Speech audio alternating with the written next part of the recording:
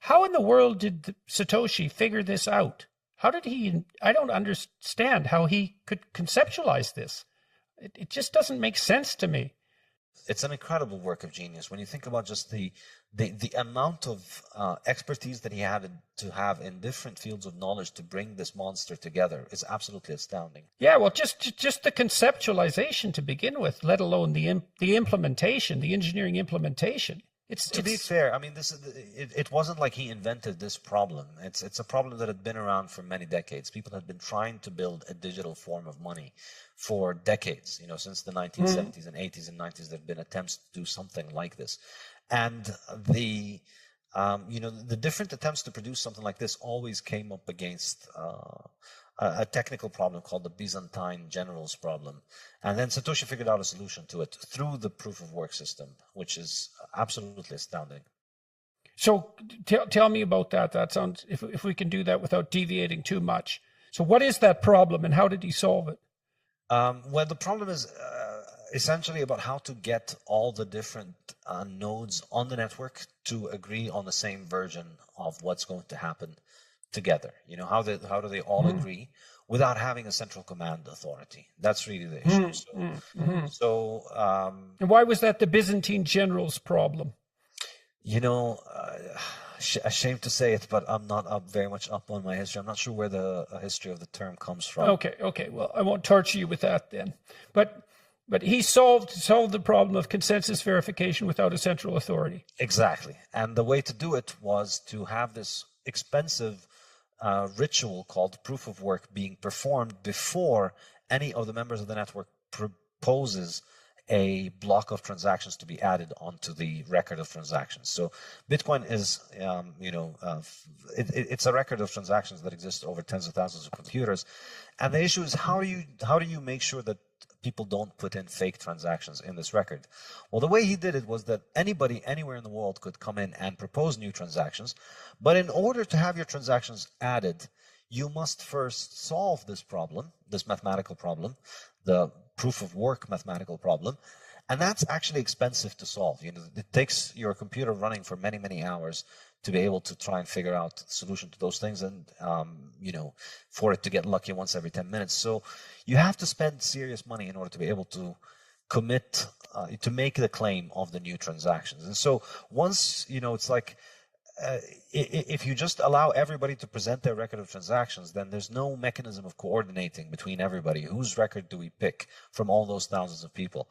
But if you put currently, the reward is about 7 Bitcoin, so that's about $350,000. The Bitcoin network is giving out $350,000 every 10 minutes. You can have them as long as you provide the proof of work solution, which roughly costs you around $350,000, more or less. So how do we make sure that we can all agree on this? All the members of the network. We don't evaluate any claim for the transactions. We only evaluate the claim that has done the work and that has spent the money. So why would someone make that claim then if it's so difficult? What's the advantage to that? You get $350,000. You get 6 to 7 Bitcoins. And how is that related? That's the mining process. That's the mining. That is the mining process. That is the mine. Okay, good. Okay, exactly. Now I got it. That's the mining process. Exactly. So to mine new Bitcoins, you have to solve that problem. So this is why it's portrayed as mining. It's like those computers are digging in the ground trying to find the solution of the mathematical problem. It costs money to be able to arrive at that solution. On average, around $350,000 currently at current prices.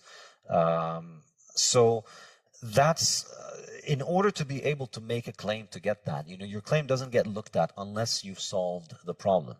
And it's very cheap for everybody on the network to see that you have the right solution to the problem.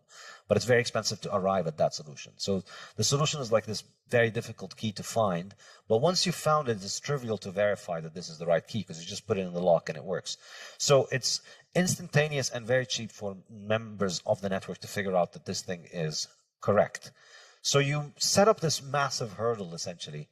If anybody wants to come and get this reward, they first need to spend. Why wouldn't they just buy Bitcoin? It seems to be a lot simpler than mining it. Then if it costs $350,000 to make $350,000, why bother with the mining? You said it rewards more efficient people. Exactly. The short answer is if you have a way of securing electricity at less than 5 cents per kilowatt hour, then you should get into Bitcoin mining business, which is lower than most rates everywhere in the world. So if you have a source of energy that is isolated from the grid, or if you have a cheap way of securing energy, then Bitcoin is a great way. Mining Bitcoin is great, but for the most. So does that mean that Bitcoin is a very good way of moving resources from places that can produce electricity very cheaply to other places where electricity is more expensive? Does that actually make the electricity, it makes the cheap electricity much more valuable? Absolutely. This is weird. That's a weird thing. It's very weird. I think it's going to have a very profound impact on the global energy market, because for the first time in history, we have a way to sell energy that is location independent. So a lot of places in the world have a lot of energy, but it's very expensive to get that to the population centers. So the north of Canada has So you don't need wires. Exactly. Jesus, that's weird. That's a really strange thing. Yeah, to get electricity from the north of Ontario to Toronto needs a lot of wires, or you need to, if it was gas, you need to put it on tankers or on trains or in pipelines. All of that stuff is pretty expensive. But with Bitcoin, you just need an internet connection. You take the Bitcoin miners to where that energy is, and then you can monetize that energy and turn it into Bitcoin. It's magic. So what's the net effect of that on the price of electricity worldwide? Is that deflationary with regards to electricity cost? I think so. I think this is a point that I make in the fiat standard, which is that we've had fiat subsidize all these dysfunctional forms of energy over the last 50 years that have led to the grid becoming unreliable. And we have Bitcoin, like the vigilante savior that it is, coming in and providing a global subsidy for anybody who can make electricity at a cheap rate to monetize that.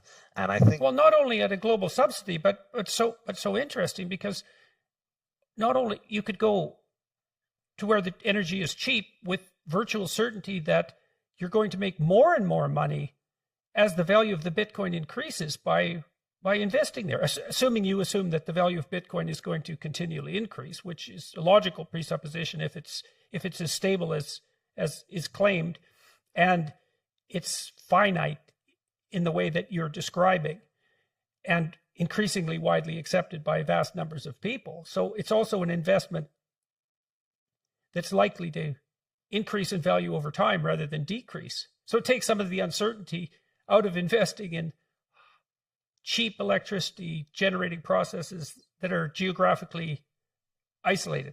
I just can't believe that's true. It's amazing that I think I must be misunderstanding, because it seems like you can move the value of the electricity magically without any of the problems of transportation. Yes, exactly. Wow, that's really something. Okay. And